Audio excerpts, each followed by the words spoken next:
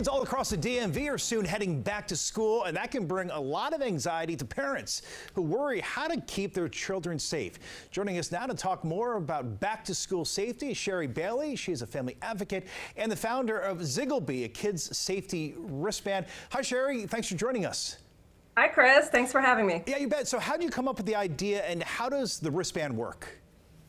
Yeah, so Zigglebee's InfoMate wristband. This wristband is a very novel, unique innovation that our family created as a result of my daughter, who's nonverbal with autism, eloping.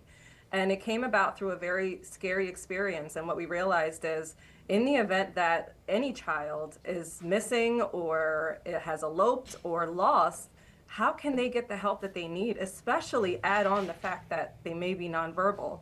So we created the InfoMate wristband, and what you see is I have one on, I wear one all the time because it's for adults as well, and it's powered by this unique QR code. So me as the family member, I can go into our secured platform and add in all the information that's necessary. So as first responders come across your child or your loved one, they can scan this. I would then get the alert of the notification telling me location, date, and time of the scan.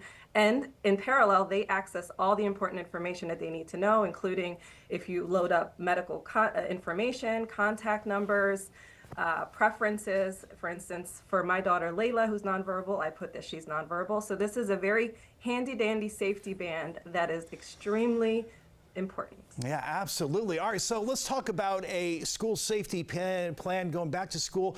What does one look like for parents to keep their kids safe? You know, with school top of mind, it's not just a checklist for families to check the box, but it's really understanding what risks does your child have, right? For my daughter, who's a middle schooler that doesn't have a disability, her safety plan will look very different than my daughter who has a disability. So it's recognizing the child's needs, but then also bringing the child into the plan. The plan is no good if it's just something that the parents create. So it's really important that the children also know how to react in case of an emergency.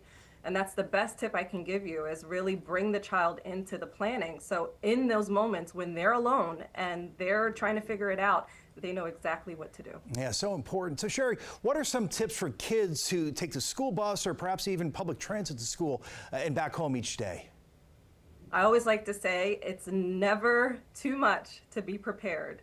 You know, it's best to hope for the best, but prepare for the worst. And there's no such thing as being overbearing when it comes to safety. So doing things like mock exercises, emergency simulations with your child and your family, making sure that they know who the contact information is, and being able to access that information to provide to trusted adults in case of emergency.